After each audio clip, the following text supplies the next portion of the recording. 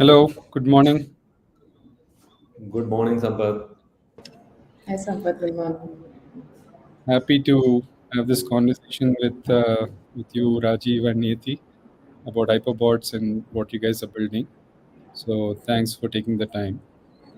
Um, maybe we can start with Rajeev. If you can talk to us about the experience prior to Hyperbots that you've had and what led you to this point to start things off.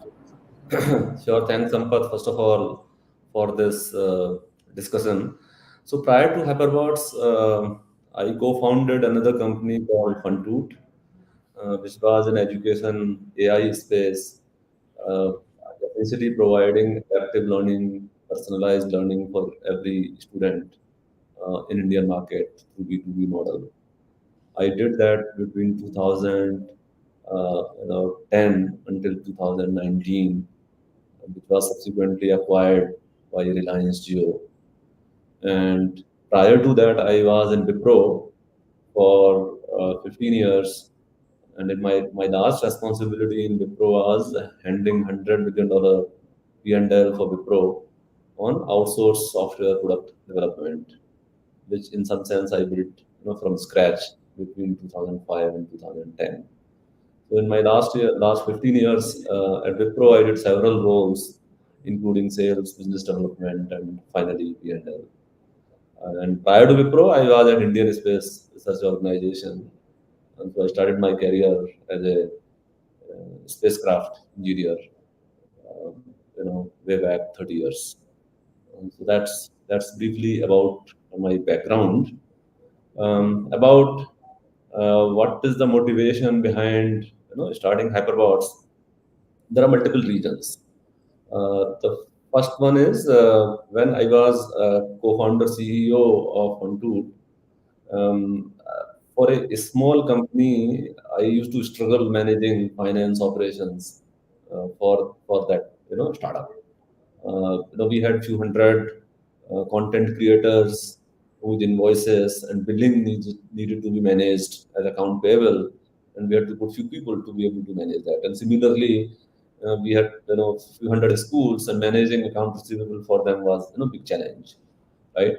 And it was highly repetitive, and several people were doing this. So when I was coming out of that venture, I think that pain of handling finance activity in an enterprise was back of my mind. And then even my experience as an employee, at Wipro, wherein managing my own finances in Wipro's context was fairly complicated, both for me and for finance, and so was the case for thousands of employees, in that enterprise. So these pains were back of my mind, and enterprise sales and enterprise business development and working with enterprises was in some sense home to me, especially global enterprises. So therefore decided that let me get into finance and accounting, apply last ventures, AI development, AI product development, sort of insights, bring that in, and do something that will create tangible value to customers. So that is my answer to as to what is my background and what is the motivation behind Hyperbots. Thanks, Rajiv. Neti, if you could share a brief background of what you have been up to prior to Hyperbots, and also maybe touch upon your inspiration to do this and how you came in contact with Rajiv in the process. Sure. Thanks, first of all, for this chat. It's always interesting to talk to you. So, before Hyperbots, I spent actually about over a decade at Adobe Research, a part of their central research team, corporate research team. And in the last couple of years, led the NLP and all the PDF related research teams. Before that, I did my PhD from Maryland in the space of ML and AI. So I've been kind of doing this whole NLP, ML, AI for about 15 years now before it became fancy. And in addition to that, to keep both myself grounded and ensure that people understand what AI actually is, I teach. So I teach both in MBA schools, so ISB is predominantly, and engineering schools, mostly guiding PhD and master students. Um, why Hyperbots? So, given my connection with academia, Rajiv, in his prior startup, was actually associated with one senior professor at IIIT Hyderabad, and we came in contact through our common network there, where I was trying to identify a space where I can have an impact faster. So while the previous place where I was had lot of nice work, the timeline between innovating to taking it out to market was fairly large, right? One out of 10 things you build makes it to the market 3 years from when it was actually built, those kind of things. So I was kind of itching to get things out quickly. At the same time, there is this whole LLM revolution happening. And knowing the NLP and the PDF or unstructured data space, I knew this that solving unstructured data will be hard, but doable. So is there a piece of problem which can solve one, obviously a pain point for a customer, and is a hard AI problem, which is right over the edge. So kind of sufficiently stimulating enough to say, okay, I want to go and try to impact quickly. So that's how Rajiv and I started getting to talk. Then kind of ended up focusing on finance AI, and that's where we are right now. So, Great, great. So Rajiv, maybe give a quick background on what you're building at Hyperbots, and also in terms of what is the sort of value proposition for your customers in terms of what you're building, if you Sure. could touch. Sure. So, sure, Sampath. So, finance and accounting inherently require a lot of human intelligence to perform tasks, right?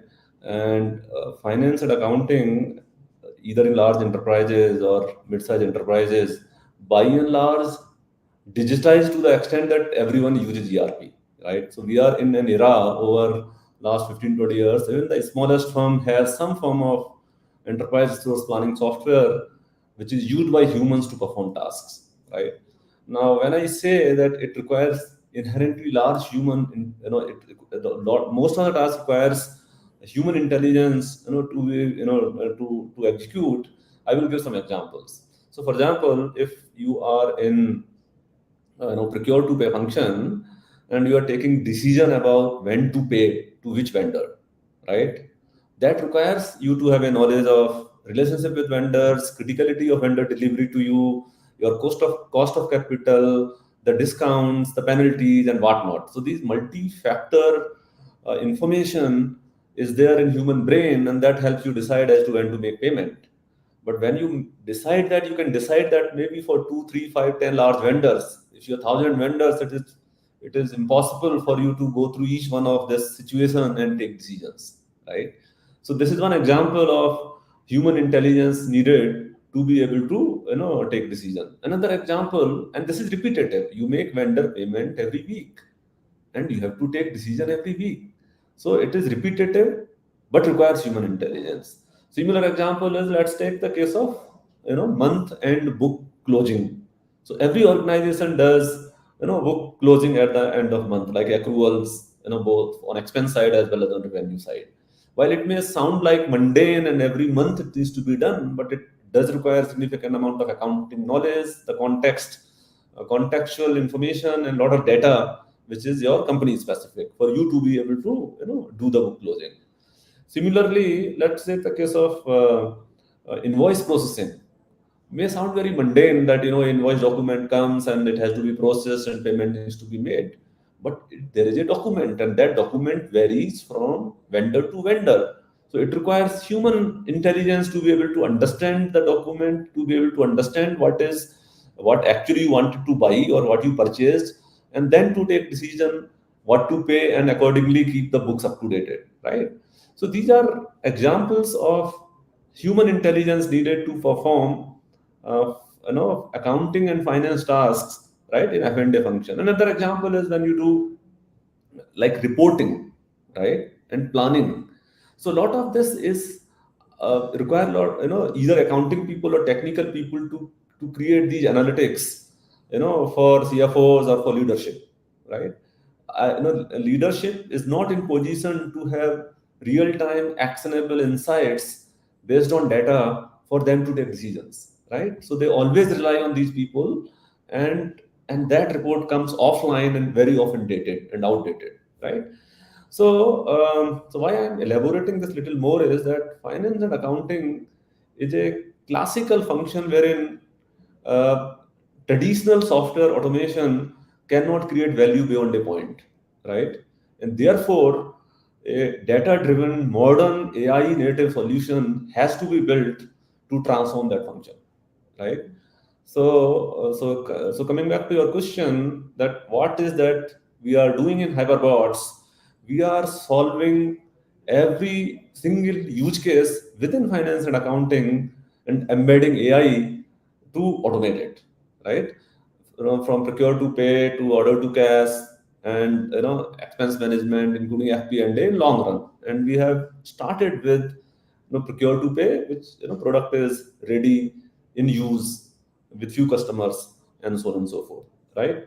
So that is what Hyperbots is doing, and what Hyperbots vision is for finance and accounting. Now, from market standpoint, we want to be totally focused on enterprises which are, let's say, 50 million, $100 million revenue upward, right? And first few years of our journey, we will be focused on 50 million, $100 million revenue up to, let's say, $1 billion revenue enterprises. Largely because it is easy to implement solutions without much customization in each one of them. And for a startup like us, the business development effort is also fairly less. The sales cycles are shorter in this market segment compared to large enterprises. But having said that, technically the solution is a fit for large enterprises as well. Now, you also asked question in terms of value proposition, right? So the value proposition to customer is twofold, right? One, we help you transform your function and bring optimality on two dimensions. One is cost optimization of the function itself. So if you have X people performing these tasks, that we will save, let's say, by 80%, right? So in one customer case, we have been able to, sort of, work out the methodology wherein their number of people working in procure to pay will come down by 80%, right? So one side is cost optimization in the process. Second side is cash flow optimizations, right? Either on the let's say procure to pay side, reducing cash outflow to the vendors, or order to cash side, improving the cash inflow by improving account receivable, right? So these are the broad dimension, in addition to several other things like improving auditability of the books, right? Providing analytics, on demand, in a Q&A style on the fly for CXOs to take decisions very quickly, and therefore help drive the revenue generation and the organization strategy very to at a rapid pace, right? So those are other intangible benefits in addition to tangible benefits of cost optimization and cash flow optimization, right? So that is what I would say as the value proposition. Great. So you mentioned a little bit about the market in terms of the kind of enterprises that you're targeting. So I know you're targeting, a lot of your initial conversations are going on in the US. So what has been your learning so far about the US market, and how do you feel about the market? So I'm enjoying this journey working for US market, largely because I spent last 10 years working for Indian market, which I thought it was very hard, right? Now, for two, three reasons, what we are doing is seemingly working out for us, and I will give examples what we have tried. On day one, when we started this company, me, Niyati, and Ram, we sat together and we decided that we will not build product which is a laboratory product, which is coming, from our thoughts. We said we will build this product in partnership with potential customers. So we collaborated with half a dozen CFOs on day one, and that count is now 20 plus, right? So we are working with 25 CFOs, both in helping define, refine product use cases, functionalities. They test it, they validate it, and they are also acting as a go-to-market partners for us. So the first experiment we did, having very early design partners for us, and that helped us a lot to understand what needs to be built, right? The second methodology of working for US market has been how to build early business traction, without too much of investment upfront in sales and marketing.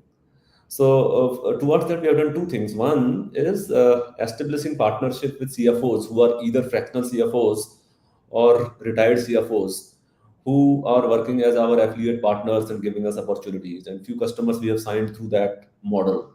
The second is we have built a very I would say data driven inside sales model, early days but promising results, wherein we have been able to create opportunities from remote calling, remote cadence of email calls, LinkedIn reach outs, and generate opportunities for sales team, right? So these two methodologies is on product side as well as on business side is giving us a good confidence on what we are building is right, and we are getting early opportunities to ensure that the product is in customer hand as early as possible. The other third element which I kind of enjoy personally very much is the level of intellectual engagement that we have with potential customers and these partners. So both from functionality standpoint, product strategy standpoint, go-to-market standpoint, and even the evolution of AI and the role of it, and what may work, what may not work, right? So those discussions and the kind of inputs you get is very stimulating for all of us, right? So I would say overall highly enjoyable, right? I find the friction is very less, and the hypothesis that we are working is seemingly right, and that seems to be getting validated both through these partnerships and further larger reach out that we have started doing recently. Great, thanks for sharing that. Niyati, I wanted to sort of touch upon your earlier, comment about how this is a little bit cutting edge, at the same time it's a practical application, right? So, where do you think is the real opportunity for building intelligence in these processes in the CFO's office, and also how, given all this rapid development of open LLMs and whatnot, how do you see where do you see the real opportunity for building intelligence, right? And a better approach than out of the box sort of approaches. Sure. So I think CFO by nature is not, or CFO's functions by nature are not just decoupled, right? So they are not just randomly throw something at it and it will give you a right answer, or the expected answer is agnostic of the ecosystem where these functions sit in. So the opportunity is the fact that we need to build verticalized intelligence, verticalized focus on CFO's functions, right from, let's say, procure to pay to all the way to treasury to any other function along the way. What this allows us to do is to build an intelligent stack or a platform that understands nuances. And nuances here are both in terms of numbers, finance, as well as just commodities over there, right? So it might be purchase orders, it might be invoices, it might be notes, it might be terms and conditions, everything around this. And the reason you want to make it focused and verticalized as against generic and horizontal is to be able to answer human level or even beat human level intelligence in answering questions or in answering uh, uh, use cases that will help with the final outcome. The outcome may be ensuring that all your AP or all your invoices are paid in time, or it may be ensuring that your revenue is on the right path and stuff like that. Because we are pretty much playing with the money of an organization here, right? So you have to ensure that it is tightly coupled to these systems. And this actually comes to your second question on what happens in the world of open LLMs. What's the opportunity there? So it's twofold. One is the data that we are working with is not just language or not just images or not just numbers. It's a combination of all of this, right? So technically semi-structured data, which comes in all forms. So there is a need to look beyond just a language model or just a vision model and try to create either a set of expert or an ecosystem from a technology perspective, which will be able to interpret all of this. And then there is a need to understand finance as a language. So a very simple example is in an invoice, you will have some cryptic payment term.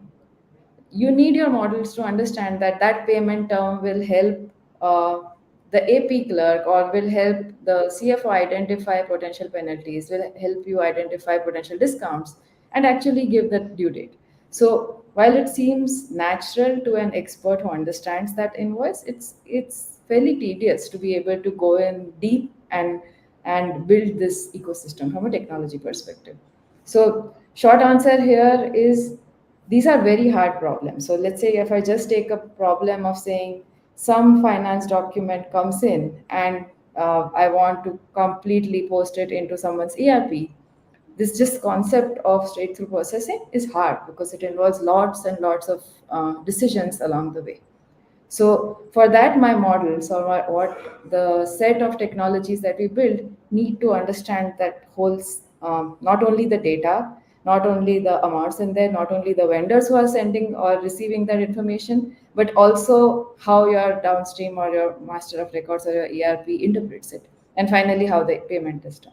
And then I want to be able to ensure that this finance or this model is for the particular customer that it is built for. I can't have a generic model for everyone, right? So I need these technologies to tightly couple with the ecosystem that a customer is sitting in without disrupting it, while ensuring security and privacy and whatnot. So I think this both the nature, mixed nature of the data, the need for verticalized focus for these models, including LLMs or VLMs that we are building, and the tight coupling with the ecosystem that already exists is the key as a differentiator here. Great. So I think we have talked a little bit about the opportunity and the problems that you're solving. Are there any concerns you see in terms of market adoption for these kinds of solutions, and anything that from CFOs that you have interacted with, that you have heard, or anything that you feel that you have to navigate? Maybe let me start and I'll let Rajiv add. But I think an obvious thing is, again, we are dealing with someone's finance. So I cannot have black box models. So every workflow or every design that you are uh, providing through a product has to allow for human in the loop and ensure that the approvals needed or predefined are taken care of. So it is not a closed system or a closed agent which will take decisions on behalf of everyone. It is a fairly open kind of a system or set of systems which will say, okay, this happened, this is what we did, this is your final output, and here is a review you may give, or here is approval you may need to give. So all along the way, what we have realized is when we talk to CFOs, they are very welcoming to technology if they understand what's happening underneath. So without making it too techy, you have to ensure that this customer or this persona understands everything that is happening along the way, and they have transparency. Obviously, that will help with auditability, but this is simple adoption, right? So I can't have a black box serving everything to the CFO, and I'll let Rajiv add here. Yeah, so I think broadly there are two concerns, and on lines what Niyati said. One is security, because we are dealing with finance data. So very often question is asked: Are you using my data to train your models, right? So that is one question. Secondly, how we are sure that privacy is taken care, right? data security is taken care. So that is one. So to answer that, to address that, one is, for example, for training, we are taking their consent, and we are not using data as is. We are anonymizing, redacting. So we have a redact and anonymization technology in between, proprietary, built by Niyati and team, that comes into picture before customer data gets into training, right? The second layer of security is that we ensure that company very early, like within first year of its corporation, is the ISO 27001, SOC 1, SOC 2, GDPR certified and compliant, right? And the third is we give opportunity to customers during implementation to build trust with the system. So the first month is integration, second month is user training. This we are talking about, mid-size enterprise, not very small one. So first month is integration, second month is user training, adoption. The third month is parallel run. So in third month, we say, hey, you do not, have your humans away from every task.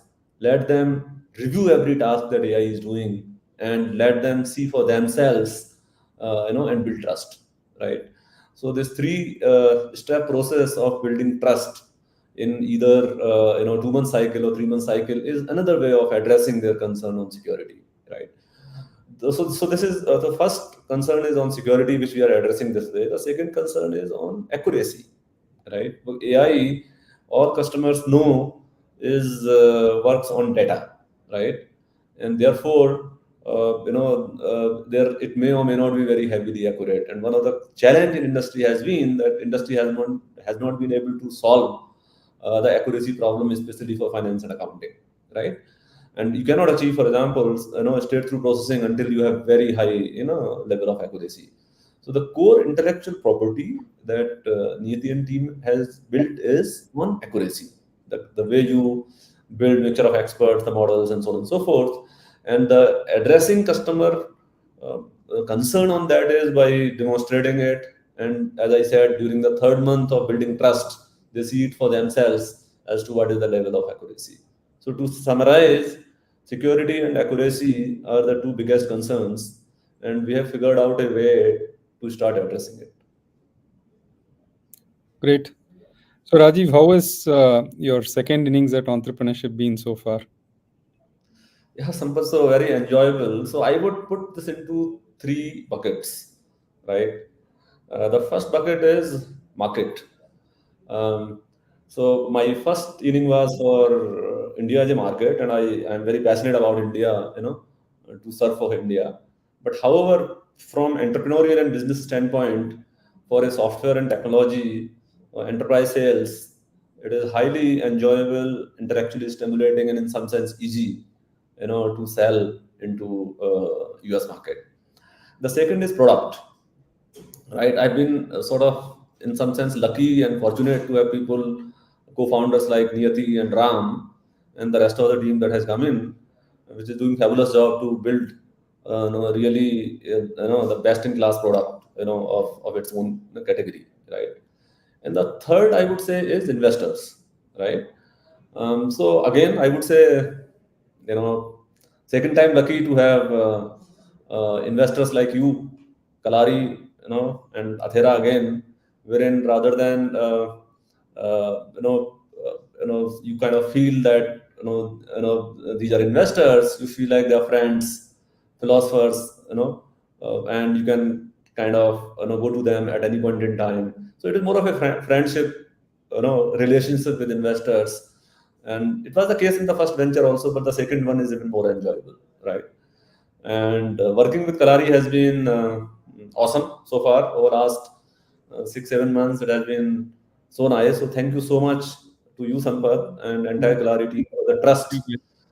And we will leave no stone sort of unturned to ensure that we make our hypothesis success. That is what I would say. Great. Niyati, any thoughts to share in terms of your experience so far? And also, I'm sure you guys are hiring. You want to put any word out? Yeah, it's exciting. So like exciting and adventurous is how I find this. So you see a overnight release on someone releasing some open source model, and within a week we have tried it and even deployed it.